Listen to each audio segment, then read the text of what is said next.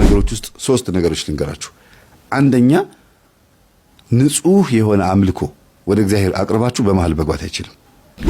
መካን እንደሆናችሁና እንዳልሆናችሁ መታወቁ አይደለም ዋናው ጉዳይ።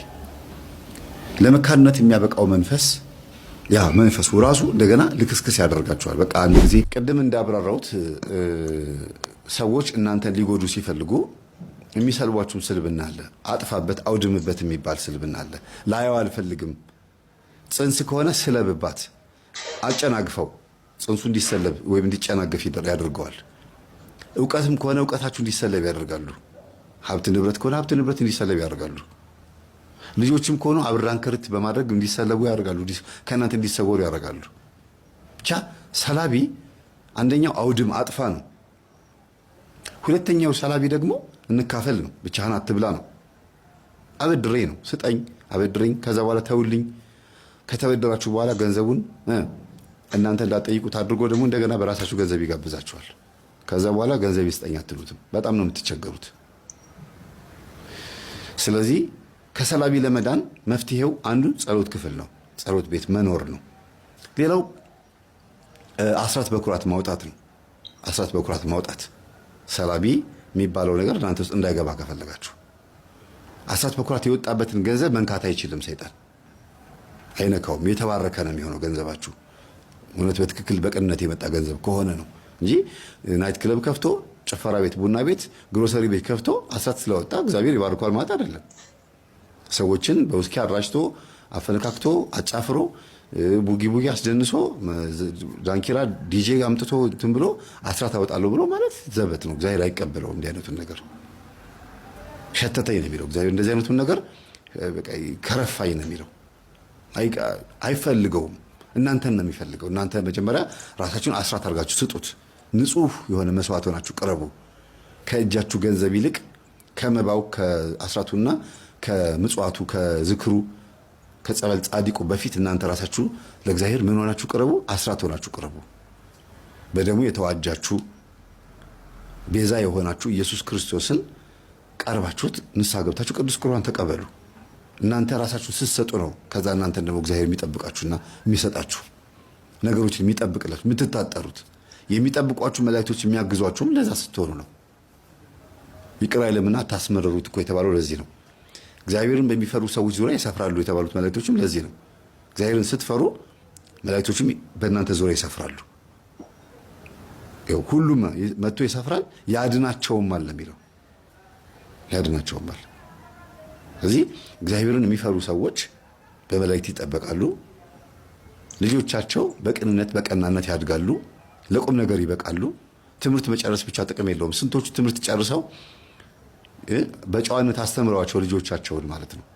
በጨዋነት ሲባል ገንዘብ ሳይጎልባቸው፣ ምግብ ሳይጎልባቸው፣ ልብስ፣ ሁሉ ነገር ትምህርት ቤት፣ አሪፍ ትምህርት ቤት፣ የሚገራርም ትምህርት ቤት ተምረው ትምህርት ከጨረሱ በኋላ በራቸውን ዘግተው የስልክ ሱሰኛ፣ የላፕቶፕ ሱሰኛ፣ የፖርኖሴክስ፣ የግል ወሲብ፣ የምናምን የጭፈራ ቤት፣ የናይት ክለብ አዳማቂ ሆነዋል። ነገሮች ውስጥ ሶስት ነገሮች ልንገራችሁ። አንደኛ ንጹህ የሆነ አምልኮ ወደ እግዚአብሔር አቅርባችሁ በመሃል መግባት አይችልም። ተረካቢው ጠባቂ መላካችሁና እግዚአብሔር ብቻ ነው። ሁለተኛ ሱባኤ በምትገቡበት ሰዓት ማደናቀፍ አይችልም። ሱባኤ ውስጥ ገብቶ ህልምም ማጭበርበር አይችልም። ጸሎትም ማስተጓጎል አይችልም። ሱባኤ ማለት እናንተና እግዚአብሔር ልታወሩ ሲም ካርድ ገዝቶ ኔትወርክ እንደመክፈት ነው የሚቆጠረው።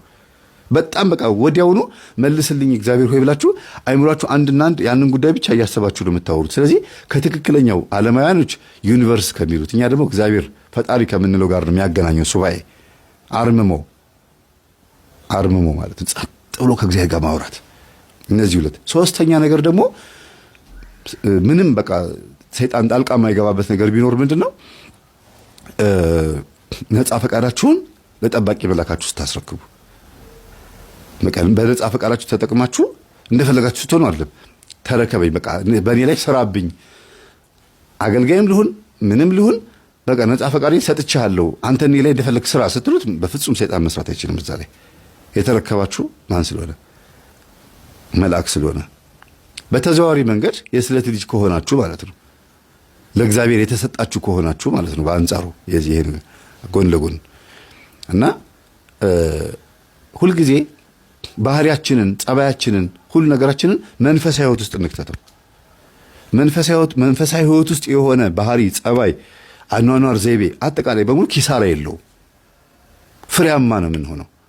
ራዕየ ዮሐንስ ምዕራፍ 22ን ሙሉን ስታነቡት ያቺ ዛፍ የህይወት ዛፍ የምትባለው በቃ ረጅም ዓመት አንድ ጊዜ ገምጠናት አንድ ጊዜ ተበልታ 12 ዓመት ምናምን የምታኖር ፍሬ ነች ይላል። ቀጥታ ሲተረጎም አይደለም እንደዛ የሚሆነው። የህይወት ዛፍ የተባለ የክርስቶስ ስጋና ደም፣ ወንጌል፣ ቤተክርስቲያን ብለን ብዙ ልንተረጎም እንችላለን።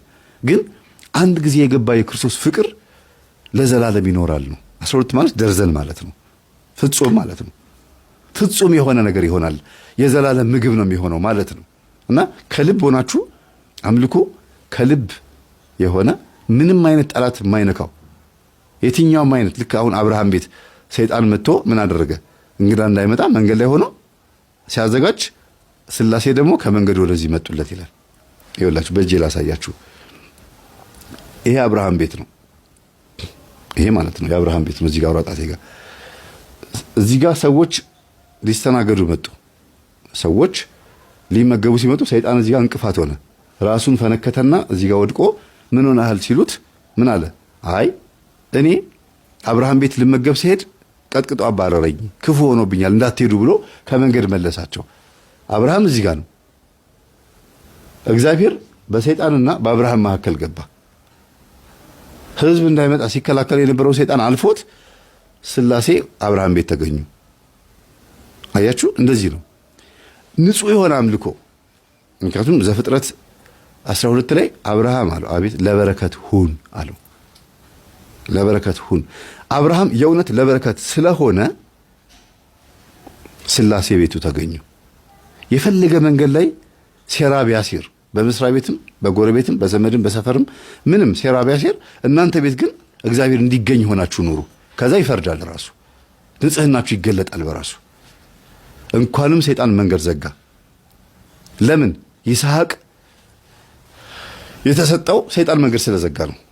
ይስሐቅ አብርሃም ቤት ልጅ ሆኖ እንዲመጣ ምክንያት የሆነው እኮ ስላሴ ስለመጡ ነው። ስላሴ መጥተው ሳራ ልጅ ትወልጃለች ሲሏት ጊዜ አለች። ለምን አርጅታለች? 60 ዓመት 90 ዓመት ሆኗታል። 90 ዓመት አስቡት። እንዲህ በስተርጅና እንዴት አድርጌ ነው እንደምወልደው ስትል ጊዜ እንዲያውም የልጁን ስም የዛሬ ዓመት ስትወልጂ ይስሐቅ በይው ስቀሻልና አሏት። ትስቂያለሽ የእውነት አሁን እንዴት ይሆናል? ባይዘው በስላሴ አይደለም የሳቀችው በራሷ ነው። እንዴ የ90 ዓመት አሮጊት እንዴት ነው የምትወልደው ብላ አስቧት። የ90 ዓመት አሮጊት ጥርስም የላት የምትለው አይደለ? ሳራን እንደዛ አስቧት። ትወልጃለሽ ተብላ እንዴት ነው ሆዷ ፈርቲላይዝ የሚያደርገው? ለስላሴ የሚሳነው ነገር የለም። ስማልቦ ነገር ዘይሳነው ለእግዚአብሔር ብላለች እመቤታችን። ለእግዚአብሔር የሚሳነው ነገር የለምና ይኩነኒ በከመ ትቤለኒ እንዳልከው ይሁንልኝ ብላ ተቀበለችው ነው የሚለው። ከዛ ትስቂያለሽ ስሙንም ይስሐቅ በይው በስተርጅና ማህፀንሽን ለምለም ያደርጋል አላት። ያው ይስሐቅ መጣ። ማን መንገድ ስለዘጋ? ሰይጣን። እና አንዳንዴ የሆነ ነገር ሲዘጋጋባችሁ የሆነ የምትስቁበት ደስ የሚል ነገር ሊመጣ ነው ማለት ነው። ብዙ ጊዜ የሆነ ነገር ቁልፍልፍ፣ በተለይ ወደ እግዚአብሔር ስትቀርቡ ሁሉ ነገር ትታችሁ ንስሐ ስትገቡ የሆነ ነገር ከእጃችሁ ላይ ጥፍትፍት ካለ አዲስ ነገር ሊሰጣችሁ ነው ማለት ነው። የአብርሃም በረከቶቹ እንግዶቹ ነበሩ። የሚመጡት የሚበሉት እንግዶች ነበሩ። ፍጡር የሆኑትን እንግዶች ሰይጣን ሲያሳጣው ፈጣሪ ራሱ መጣ። የአዳምም ሕይወት እንደዛ ነው። ባይዘው እዚህ ውስጥ የክርስቶስ መወለድ ትርጉም አለው። አዳም በሰይጣን ተታሎ ችግር ውስጥ ሲገባ ክርስቶስ ተወለደ አይደል? ሰይጣንም አሁንም እንደገና አብርሃም ቤት እንግዶች እንዳይመጡ ፍጡራን የሆኑት ሰዎች ሲከለክልበት ራሱ ፈጣሪ ሰው ሆኖ መጣና አብርሃም ቤት እንዲያው ምን ይላል? እግራቸውን አጠባቸውና ይላሉ አንደኛውን እግሩን አጥቦ ወደ ሁለተኛው እግር ሊያጥብ ሲል የእንግዳ እግር ያጥባል አይደል? ሊያጥብ ሲል እግሩ ታጥቧል፣ ሶስቱም እግራቸው ታጥበዋል ይላሉ አባቶች ሲናገሩ። ይሄንን ደግሞ እንደገና እዛው መጽሐፉ ዘፍጥረት ላይ ስታዩት ምን ይላል? ሳራን ምን አላት? ገባና ሳራ 3 መስፈሪያ ዱቄት አድርገሽ በአንድ ለውሽው አላት። ስላሴነትን እኮ ሲያሳይ ነው። 3 መስፈሪያ ዱቄት አድርገሽ በአንድ ለውሽው። ይሄን ያለው ምንድነው? ስላሴነታቸውን ካወቀ በኋላ ነው። እግዚአብሔርም ነው ሰውም ነው። እንዴት ምን ይበል? እባካችሁ ግቡ፣ በቤቴ ግቡ እያለ በቃ ሲያወራ የነበረው እንደ እግዚአብሔር ቃል ነው። ሲገብታችሁ አንብቡት። በጣም የሚገርማችሁ ቃላቶቹ በሙሉ እግዚአብሔር መሆኑን አውቋል። እግዚአብሔር መሆኑን አውቋል። ስለዚህ ልባችሁ ይነግራችኋል በቤታችሁ እግዚአብሔር ሊመጣ እንደሆነ። ምን ሲሆን? ፈተና ሲመጣ አይ እግዚአብሔር ምን ልታመጣ ምን ልታሳየኝ ነው የሆነ ነገር እንዲያውም ጆሮአችን ጭው ድፍን ሲል በስመ አብ ወወልድ ወመንፈስ ቅዱስ አሐዱ አምላክ ምን ሊያሰማኝ ነው እንላለን አይደል? በልምጆ ነው። ዘዳግም 28 ላይ ጆሮን ጭው የሚያደርግ ወሬ ያመጣብሃል ይላል። ለምን? ህግጋቱን ስላልጠበቅ ነው የሚለው። ህግጋቱን ስላልጠበቅ ጆሮን ጭው የሚያደርግ ወሬ አመጣብሃለሁ። ያ ማለት የሚያስደነግጥ ንግግር ማለት ነው። የሚያስደነግጥ ነገር። አንዳንዴ ግን እንደ ኢዮብ ደግሞ ጆሮን ጭው የሚያደርግ ወሬ ደግሞ ተሰማና በረከት ይመጣልሃል። ሁሉም ነገር እንደዛ አይደለም። ኢዮብ ለምሳሌ ምን አጠፋ? መስዋዕት ያቀርብ ነበር አይደል? ግን እረኞቹ እየመጡ በጎችህ፣ ፍየሎች 500 በጎች፣ አህዮችህ 600 700 የሆኑት እንደዚህ እንስሳዎች በሙሉ ተወሰዱ፣ ሽፍቶች ወሰዷቸው። ልጆችህ ደግሞ በአንድ ቤት ውስጥ ሆነው ምግብ እየበሉ እየተጫወቱ እያለ ቤቱ ተደርምሶ 10 ልጆችህ ሞቱ ተብሎ ተነገረው። ይሄ ዱብዳ ነው፣ መጥፎ ዜና ነው፣ ጆሮን ጭው የሚያደርግ ወሬ ነው። ምን አጥፍቼ ይሆን ብሎ ደነገጠ። ወደ እግዚአብሔር ነው የለመነው። እግዚአብሔር ሰጠ፣ እግዚአብሔር ነሳ አለ። ያለን ነገር ብዙ ጊዜ ሲወሰድ ከሰይጣን ብቻ ላይሆን ይችላል። በእርግጥ የኢዮብን የወሰደበት ማነው? ሰይጣን ነው። ግን ማን ፈቅዶለት ነው? እግዚአብሔር ነው። ሂድ እስቲ እንደፈለግህ አድርገው እኔን እንደሚከዳኝና እንደማይከዳኝ ታያለህ ነው ያለው። እናንተ ውስጥ ያለው እምነት አንዳንዴ እንዲታወቅና ጎረቤትም ዘመድም በእናንተ እምነት ቀንቶ ወደ እግዚአብሔር እንዲመጣ እናንተን ጠንካራ አድርጎ በእናንተ ህይወት ቻሌንጅ ሰው እንዲማር ሊያደርግ ይችላል እግዚአብሔር አንዳንዴ። እና ባህሪያችሁን ማስተካከል የሚጠቅመው ለራሳችሁ ነው። ትሁት መሆን የሚጠቅመው አብርሃም እኔ አመድ ነኝ ብሎ ትሁት ስለሆነ ነው ሀብታም የሆነው። እንደገና ስላሴ መጥተው ቤቱን የጎበኙለት እኔ አመድ ነኝ ስላለ ነው። እኔ አመድ ነኝ አለ፣ ትቢያ ነኝ አለ። ቅዱስ ጳውሎስ ደግሞ እኔ ጭንጋፍ ነኝ አለ። ጭንጋፍ ማለት 7 ወር ያለ ጊዜ የተወለደ ልጅ ማለት ነው። 7 ወርም ሳይሞላ 7 ወርም ሞልቶት ጭንጋፍ ይባላል ብዙ ጊዜ እንደዚህ አይነት ልጅ። ንጉሥ ዳዊት ደግሞ እኔ ትል ነኝ አለ። ብዙ ጊዜ ይሄ ይነገራል። ቅዱሳን አባቶቻችንም ይናገራሉ። እኔ ኃጢአተኛና በደለኛ ነኝ፣ ቆሻሻ ይላሉ። ግን ጸጋቸውን አስቡት በዚህ ህይወታቸው ውስጥ። ስለዚህ እግዚአብሔር እኛ ውስጥ እንዲያድር ሆነን ስንኖር ይመጣል፣ ይጎበኘናል። አለበለዚያ የፈለገ ቄስ ብናመጣ፣ የፈለገ ቤቱን ጸበል ብናስርጭ፣ የሚያጠምቁ አባቶች ጋር ብንሽከረክር፣ ግንባራችንን በመቁጠሪያ ወይም በእጃቸውን በምንም ቢመቱ ምን ቢሉንም ኧረ ፍንክች የለም፣ ፍንክች የለም። መጀመሪያ ልብን ውስጥን ማጽዳት ማስተካከል ያስፈልጋል። መጥፎ ባህሪ ማስተካከል፣ እንድንጎበኝ ሆነን ማስተካከል። ሲመጣ እነሆ በደጅ ቆሜ አንኳኳለሁ፣ የሚከፍትልኝ ቢኖር እገባለሁ፣ ከሱ ጋርም እራት እበላለሁ ያለው ክርስቶስ እኮ ለዚህ ነው። የሚከፍት ያው አንኳኳለሁ ሲል ልብን ነው። የሚከፍትልኝ ቢኖር ማለት የሚፈቅድልኝ ቢኖር ማለት ነው። እግዚአብሔር ና ግባ ብላችሁ ተፈቅዱለታችሁ ሲመጣስ መቀመጫ አለ? ቤቱ ሽቶ ሽቶ ነው የሚለው ልባችሁ? ቂም ግማት አለው። በቀል፣ ተንኮል፣ ኩርፊያ ግማት አለው። ምቀኝነት ግማት ነው። የዚህ ተቃራኒ ደግሞ የዋህነት፣ በጎነት፣ ቸርነት፣ ደግነት፣ ቅንነት የሚባሉ ደግሞ ሽቶዎች፣ መዓዛዎች ናቸው። የትኛው ነው ልባችን ውስጥ ያለው መዓዛ?